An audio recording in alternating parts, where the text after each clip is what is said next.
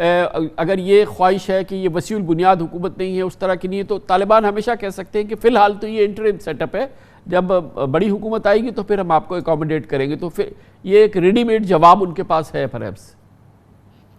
ایک گولی سے ہر چیز کا علاج کرنے کی کوشش کی گئی ہے اس کے اندر، اور نہ صرف یعنی انٹرنیشنل آڈینس کے لیے، بٹ مور امپورٹنٹلی اپنے اندر کی سطحوں کے لیے، کہ ہم ابھی بھی وہی طالبان ہیں.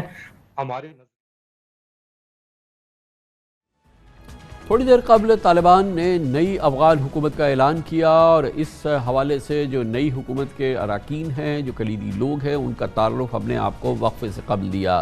یہ بہت اہم ڈیولپمنٹ ہے. اس میں مجموعی طور پہ ہم نے دیکھا ہے کہ یہ صحیح معنوں میں ایک وسیع البنیاد حکومت فی الحال نہیں ہے. اس میں ایک ازبک اور ایک تاجک نمائندہ شامل بتایا گیا ہے، مگر مجموعی طور پہ ایک پشتون حکومت ہے، طالبان حکومت ہے، اور اس میں دوسری اکائیوں کی بڑی شمولیت نہیں ہے. کسی خاتون کو بھی فی الحال کابینہ میں شامل نہیں کیا گیا ہے.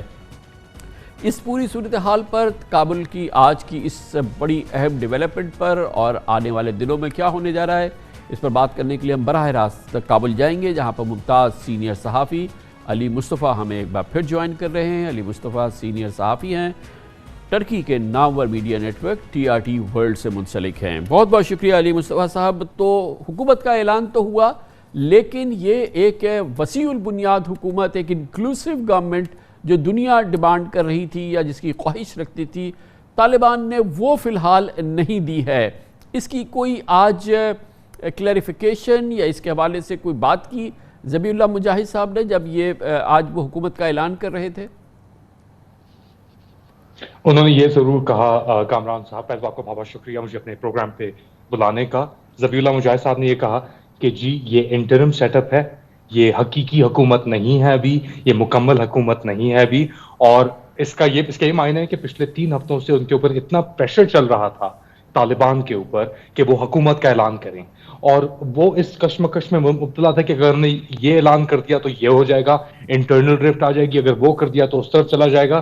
تو اس کے لیے انہوں نے ایک بہت ہی سیف پوزیشن لی ہے اور ایک انٹرم گورنمنٹ کا اعلان کر دیا ہے، جس کے اندر جو پرانا یعنی کندہار ونگ ہے، جیسے اپنا آپ کے اخن صاحب، حسن اخن صاحب، ان کا نام بھی سامنے نہیں آیا تھا 2 ہفتے پہلے تک، ملا برادر ان کے ڈیپیوٹی ہوں گے. اسی طریقے سے ملا یعقوب جو ملا عمر کے بیٹے ہیں، وہ ان کو منسٹری دی گئی ہے ڈیفنس کی، ان کے ڈیپیوٹی کوئی اور رکھے گئے ہیں. اسی طریقے سے ستانک زئی صاحب کا نام دیا جا رہا تھا فارن منسٹری پوزیشن کے اوپر، لیکن ان کو ڈیپیوٹی لگا دیا گیا ہے. یہ تو ہو گیا علی مصطفیٰ صاحب، ابھی ہم نے اس کا پورا تعارف بھی کیا. میں اس کی پولیٹیکل امپلیکیشن دیکھنا چاہ رہا ہوں کہ اس میں ایک اطلاع یہ آئی ہے کہ ایک ازبک اور ایک تاجک کو شامل کیا گیا ہے. آپ اس کو کنفرم کریں گے، کیونکہ ہم ایگزیکٹلی نہیں سمجھ سکتے کہ کون صاحب ہیں اور کیا وہ واقعی ایک نستعلیقی ازبک و تاجک ہیں.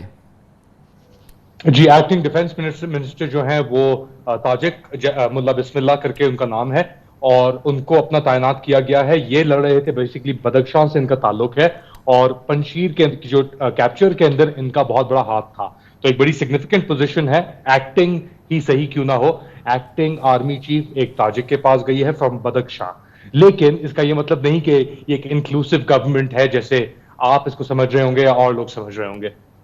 اچھا، یہ بتائیے گا کہ اب یہ بھی نہیں بتایا کہ عبوری حکومت کتنے عرصے کے لیے ہے اور یہ کیا ہے، مگر اس سے ایک یہ پولیٹیکل ٹیکٹک بھی ہو سکتی ہے کہ دنیا کو یہ میسج دیا جائے کہ اگر یہ خواہش ہے کہ یہ وسیع البنیاد حکومت نہیں ہے اس طرح کی نہیں ہے، تو طالبان ہمیشہ کہہ سکتے ہیں کہ فی الحال تو یہ انٹرم سیٹ اپ ہے، جب بڑی حکومت آئے گی تو پھر ہم آپ کو اکوموڈیٹ کریں گے. تو پھر یہ ایک ریڈی میڈ جواب ان کے پاس ہے پرہیپس. ایک گولی سے ہر چیز کا علاج کرنے کی کوشش کی گئی ہے اس کے اندر، اور نہ صرف یعنی انٹرنیشنل آڈینس کے لیے، بٹ مور امپورٹنٹلی اپنے اندر کی سطحوں کے لیے، کہ ہم ابھی بھی وہی طالبان ہیں، ہمارے نظریات تبدیل نہیں ہوئے، ہم ابھی بھی ملا عمر کو اپنا اصلی امیر مانتے ہیں، اور نئے امیر ہیں ہمارے ہیبت اللہ اخنزادے، وہ رہیں گے، وہ کانسٹنٹ ہے، اس میں کوئی تبدیلی نہیں آئی. اور یہاں تک کہ ہم اتنے ہی آئیڈیالوجیکلی ابھی تک ڈریون ہیں کہ ملا یعقوب، ملا عمر کے صاحبزادے، وہ اب آپ کے ڈیفنس منسٹر ہوں گے. سراج الدین حقانی جو انٹیریئر منسٹر کا نام ان کا پہلے بھی لیا جا رہا تھا، وہ اب انٹیریئر منسٹر ہوں گے. تو ایک طریقے سے حقانی فیکشن کو بھی کنٹرول میں رکھا جا رہا ہے. تو یعنی ایک مڈل آف دا وے قسم کی ایک اپروچ کیا ہے خبر ہے کہ انٹرم سیٹ اپ یہ اناؤنس کرو. فرمائیے گا علی مصطفیٰ صاحب کہ کیا خبر ہے کب یہ حکومت کب منظر عام پہ آ کے حلف اٹھائے گی اور باقاعدہ حکومت کا چاہے عبوری ہو چاہے پرماننٹ ہو لیکن حکومت تو کام کرنا تو شروع کرے, یہ وزراء اپنے اپنے محکمے تو سنبھالیں. بالکل بدھ کا ہمیں ذکر کیا جا رہا ہے کہ بدھ کو یہ انشاءاللہ اپنے یعنی عہدے اٹھائیں گے, گویا کل تقریباً 3 دن پہلے 9/11 سے جو ہمیں بتایا جا رہا ہے. جی. لیکن یہ اناؤنسمنٹ بھی جو آئی یہ آج ایک بڑا ایک طویل دن گزرا کابل کے اندر, فائرنگ بھی ہوئی, یہاں پہ مظاہرے بھی ہوئے اور اس کے کچھ گھنٹوں بعد اس کی اناؤنسمنٹ ہوئی. تو آپ سمجھ سکتے ہیں کہ کیا پریشر ہوگا, کیا یہ پلان تھا یا نہیں ہمیں نہیں پتا, اس وقت پلان تھا یا کچھ دنوں بعد پلان تھا, یہ سب سوالات ہیں ہوا میں. لیکن حقیقت یہ ہے کہ اب حکومت انٹرم سیٹ اپ اناؤنس کر دیا گیا ہے, ایک بوجھ تو اٹھا طالبان کے کندھوں سے. اور کیا پنجشیر سے کیا ابھی جو لیٹسٹ آپ کے پاس ٹیک ہے وہ کیا ہے, پنجشیر پہ 100% کنٹرول ہو گیا ہے طالبان کا؟ وہ تو یہی دعویٰ کر رہے ہیں کہ ان کا 100% کنٹرول ہو چکا ہے پنجشیر پہ.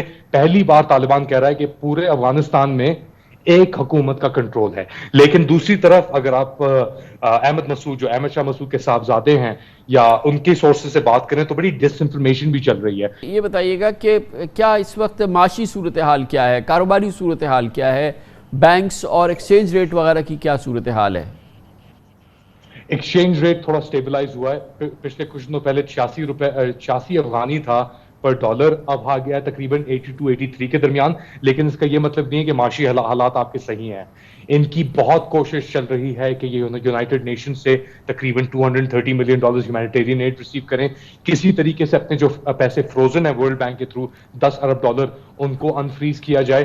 تو یہ ایک بہت ہی ٹائٹ سچویشن میں ابھی طالبان پھنسے ہوئے ہیں, اور اگر اس سچویشن کو جلد از جلد کنٹرول میں نہیں لے کے آئیں گے اس معاشی صورتحال کو تو ان کے لیے آگے مسئلے ہو سکتے ہیں. اور مجموعی ملک سے کیا خبریں آ رہی ہیں کہ ایک ڈے ٹو ڈے نظام چل رہا ہے ملک کا اس وقت؟